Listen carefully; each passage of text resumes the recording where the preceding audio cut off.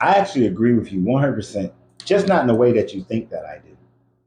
No, I do not think that there is some creator being out here causing man to sin in the way that you would say call sin, but to create murder, to rob, to steal, to kill, to treat people unfairly, take advantage of people. I do not think that there is some deity out here doing that. I think that man is doing that completely on his own. That man's vibrational pattern is so low, as you say, that we rather deal in the both base gross matter plane as low as we possibly can. I agree with you 100%.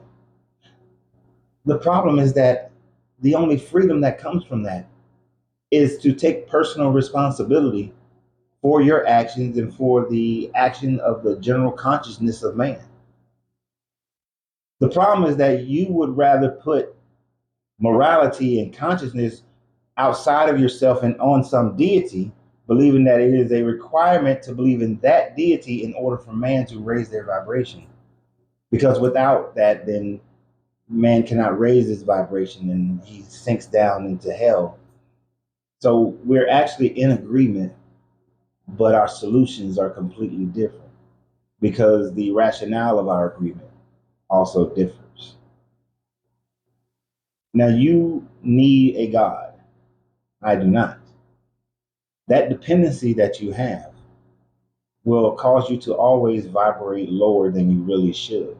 Because at any time in history, we can see that the doctrine of this God, this word, this living creator, has consistently changed based on the culture of the people. At one point, it was okay for witch trials and to murder those people. At one point, it was okay for all the animal sacrifices. At one point, it is okay to go and genocide entire towns at the behest of this deity. At one time, it was okay that if a man picked up wood on the Sabbath, he should be murdered. That if children were disobedient to their parents, they should be stoned to death. That whatever sin a father created, or did, it passed along to the third and fourth generation at a time that was okay, according to your book and according to your Bible. And then things changed. And even after your Jesus came and he changed the whole Old Testament mindset of thinking according to Greco-Roman Christianity. But even since then, there have been major changes in Christianity based on the culture that the people lived in. So, what culture are you living in now? That culture may not be moral enough compared to what's coming in the next few hundred years. Now, when you consider that, consider the fact that religion is not strong enough, not solid enough, not steadfast enough to be able to hold the morality of man and to be able to raise the vibration of the general consciousness. That the only things that could do that is a base understanding, a full understanding, not a base understanding, a full understanding of the Hermetic principles and the rulership of self under one idea, that whatever you don't want done to yourself and those around you, those you care about, those you love, and you don't do them themselves. Do it yourself.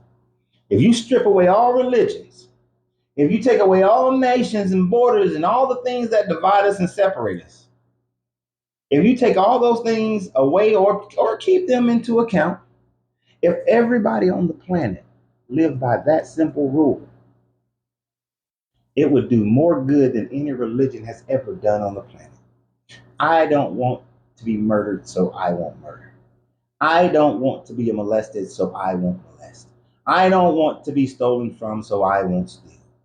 Imagine if the entire world just did that. Not because Allah said, because Jesus said, because Zoroaster said, or Hua Mazda said, or Enlil, or Enki, or whomever. Just simply because my personal spirit, my personal divinity, my personal God, goddess said, I will not treat others in any form or fashion that I do not want to be treated, because my humanism says that. Imagine that. And you want me to believe you're God who tells you that it's okay to have slaves. I'm good. Y'all have a great day. And remember always, you got to free yourself to be yourself because your greatness is non-negotiable. Good journey, good vibration.